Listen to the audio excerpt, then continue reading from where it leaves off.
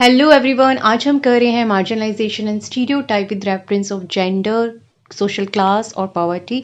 इसका क्या इम्पैक्ट रहता है इन सारी इश्यूज़ का चाइल्ड डेवलपमेंट पे। ठीक है, तो फर्स्ट ऑफ ऑल हम gender based marginalization and stereotype के बारे में समझेंगे, फिर उसके इम्पैक्ट को देखेंगे, फिर सेकंड करेंगे सोशल क्लास बेस्ड, फिर इसके इम्पैक्ट को देखेंगे, और फिर हम पॉवर्टी बेस्ड जो हमारे पास मार्जिनलाइजेशन स्टीरियोटाइप है और उसके इम्पैक्ट को भी देखेंगे। तो वन बाय वन इसको करते हैं। इंपॉर्टेंट क्वेश्चन है, लॉन्ग ऐसे टाइप में क्वेश्चन पूछा जाता है, बहुत बार पूछा भी गया है प्रीवियस ईयर के अंदर। और जितने भी चाहे CRS यू MDU है कि UK है, सब में जो है ये इंपॉर्टेंट क्वेश्चन है, क्योंकि सबके सिलेबस में ये क्वेश्चन है ही। तो स्टार्ट करते हैं वन बाय वन। सबसे पहले है जेंडर बेस्ड जो मार्जिनलाइजेशन स्टीरियोटाइप होता है। जेंडर के आधार पर वही कि लड़का हो लड़की हो, ठीक है, उसके आधार पर क्या रहता है। ये कुछ एग्जांपल्स हैं, आप अपनी तरफ से भी एग्जांपल ऐड कर सकते हैं। इसमें जो है मेनली जो स्टीरियोटाइप से रिलेटेड ज़्यादा है कि गर्ल्स जो है उनको हमेशा बोला जाता है कि वो वीक होती हैं, इमोशनल होती हैं, उनको रोना चाहिए। बॉयज़ जो है उनसे एक्सपेक्ट किया जाता है उन्हें स्ट्रॉन्ग होना चाहिए, वो नहीं रोते हैं। और गर्ल्स जो है वो स्पोर्ट्स और साइंस जो है वो नहीं लेती हैं। बॉयज़ जो है उनको चूज़ किया जाता है कि वो क्या कहते हैं साइंस लें। फिर बॉयज़ जो है उनको डिस्करेज किया जाता है फ्रॉम एक्सप्रेशन ऑफ इमोशंस, कि उनको ज़्यादा अपने इमोशन शो नहीं करने चाहिए। तो इस तरह से जो है डिफरेंस रहता है। और मार्जिनलाइजेशन के मामले में हमें पता है कि कुछ लोगों को हम एक साइड पर किनारे पे रख देते हैं कि आप जो है लो कास्ट के हो तो आप बहुत बड़े सपने नहीं देख सकते। ठीक है, तो इस तरह से आप वो एग्जाम्पल भी ऐड कर सकते हो।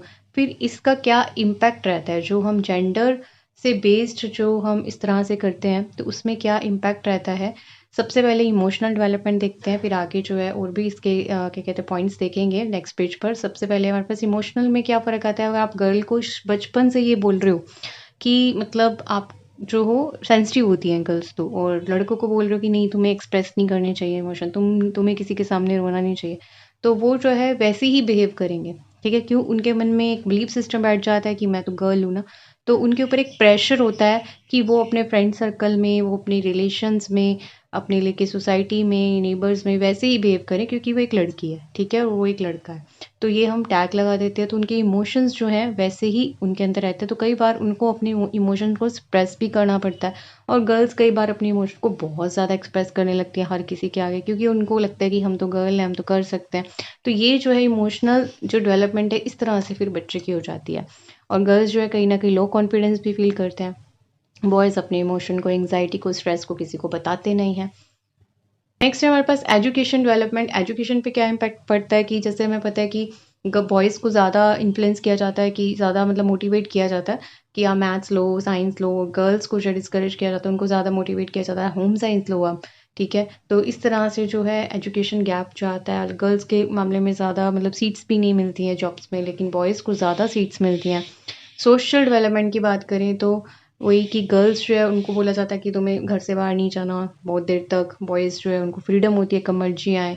गर्ल्स को बोला जाता है तुम्हें ज़्यादा दोस्त नहीं बनाने हैं। ठीक है, लेकिन बॉयज़ जो है वो बना सकते हैं। तो इस तरह से जो है एक रिस्ट्रिक्शन जो आती है जेंडर बेस की हम अगर बात करें। चिल्ड्रन जो है वो फियर क्रिएट करते हैं। ठीक है, टू जजमेंट, मतलब अपने आप अगर सोसाइटी के अंदर उनको कुछ डिफरेंट बिहेव करना तो वो नहीं कर सकते। मतलब गर्ल्स जो है बॉयज़ वाले अगर उसके अंदर कुछ ट्रेट्स हैं तो वो नहीं शो कर सकती। फिर पर्सनैलिटी के अंदर भी फिर डिफरेंस आ जाता है कि अगर उन्हें कुछ पसंद है पर्टिकुलर दूसरे जेंडर का, तो वो भी उनको पहनने में कहीं ना कहीं एक रिजिडनेस होगी, एक मतलब रेजिस्टेंस होगा कि हमें स्वीकार नहीं किया जाएगा।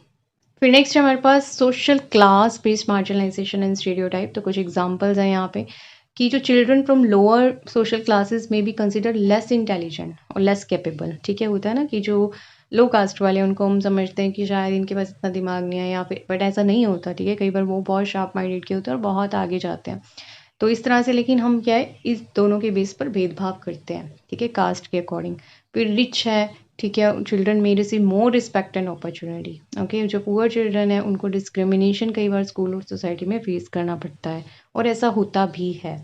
इम्पैक्ट देखा जाए तो सबसे पहले एजुकेशन के ऊपर क्या इम्पैक्ट आता है कि जो हमारे पास लो कास्ट वाले हैं उनको फिर बुक्स भी उतनी क्वालिटी की नहीं मिलती है ना। कोचिंग, टेक्नोलॉजी उतना असेस नहीं मिल पाता। चिल्ड्रन में drop out of school early. अगर उनके साथ डिस्क्रिमिनेशन होगा, उनकी रिस्पेक्ट नहीं की जाएगी, तो वो जल्दी से ड्रॉप आउट भी कर देते हैं। फिर है सेल्फ स्टीम और कॉन्फिडेंस जो है पुअर अगर हम ट्रीटमेंट करें can create feeling of inferiority and Shem. ठीक है, अगर कोई बच्चा जो है मान लो कि उसको लकी ड्रॉ में नंबर मिल जाता है क्योंकि बहुत सारे स्कूल्स हैं अच्छे, वो कुछ बच्चों के लिए कोटा रखते हैं, लेकिन अगर वहाँ पे उसको वो रिस्पेक्ट ना मिले या डिस्क्रिमिनेशन की जाए तो वो एक उसके अंदर एक इन्फ्योरिटी कॉम्प्लेक्स आ जाता है जो कि उसके साथ जीवन भर चल सकता है। ठीक है, तो इस तरह से उसका कॉन्फिडेंस लो हो सकता है। Children may hesitate to participate in school activities. फिर है सोशल डेवलपमेंट की बात करें तो क्लास डिफरेंस के कारण एक आइसोलेशन और बुलिंग वाली फीलिंग आती है। Children may struggle to build their health social relationship और करियर डेवलपमेंट में भी lack of guidance and resources जो है वो रिड्यूस हो जाते हैं। फ्यूचर करियर अपॉर्चुनिटी रिड्यूस हो जाती है बिकॉज कहीं ना कहीं उनका कॉन्फिडेंस लो हो जाता है। नेक्स्ट है हमारे पास poverty based marginalization and stereotype. जो पुअर चिल्ड्रंस हैं, ठीक है, अभी हम कास्ट के बेस पे करा हमने जो पहले करा, अभी जो है ये रिच और पुअर का हो गया कि जो पुअर लोग हैं वो इतने मतलब एजुकेटेड नहीं होते हैं, उनको इतना मतलब दिमाग भी नहीं होता है, ओके, या फिर वो वैल्यू नहीं करते हैं इतना एजुकेशन को, और उनको जो है एक्सक्लूडेड माना जाता है, ओके, कि वो इतना बड़े ख्वाब नहीं देख सकते, डॉक्टर इंजीनियर इतना उनके पास नहीं होता। तो सेम वही चीज़ है, लेकिन यहाँ पे हम मतलब पॉवर्टी और रिचनेस के बेस पे देख रहे हैं, और पहले जो हमने किया था वो कास्ट के बेस पे था कि कुछ लो कास्ट होती हैं, कुछ अपर क्लास होती हैं, तो उस बेस से था। तो इम्पैक्ट ऑन चाइल्ड डेवलपमेंट, क्या फिजिकल डेवलपमेंट आएगा इसके अंदर? तो सबसे पहले तो कहीं ना कहीं पॉवर्टी के कारण न्यूट्रिशन के अंदर कमी होती है जिससे उनकी ग्रोथ नहीं होती है प्रॉपर ब्रेन की। ठीक है, वो भी कहीं ना कहीं एक रीज़न रहता है। तो गवर्नमेंट को उनको वो सब प्रोवाइड कराना चाहिए। ठीक है, पुअर लिविंग कंडीशन के कारण उनके अंदर फटीग या इलनेस भी रह सकती है।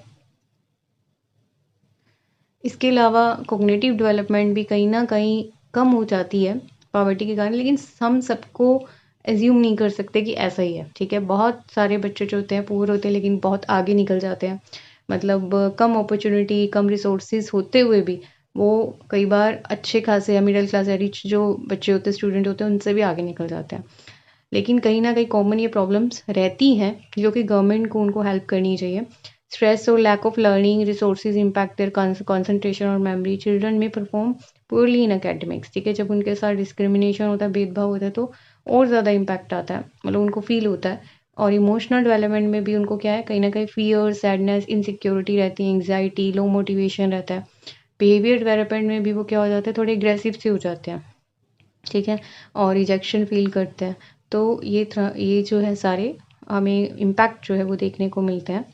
फिर हमारे पास ओवरऑल डेवलपमेंट की बात करें, ओवरऑल मतलब इम्पैक्ट की बात करें चाइल्ड डेवलपमेंट की मार्जिनलाइजेशन और स्टीरियोटाइप के कारण, तो रिड्यूस होता है उनका self confidence, self worth, limit education और करियर अपॉर्चुनिटीज़ रहती है।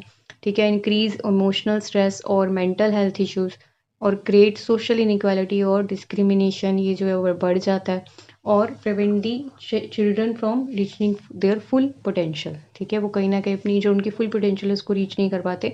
तो कंक्लूजन ये है कि हर बच्चा डिज़र्व करता है इक्वल एजुकेशन। ठीक है, हर बच्चा डिज़र्व करता है रिस्पेक्ट समवेयर।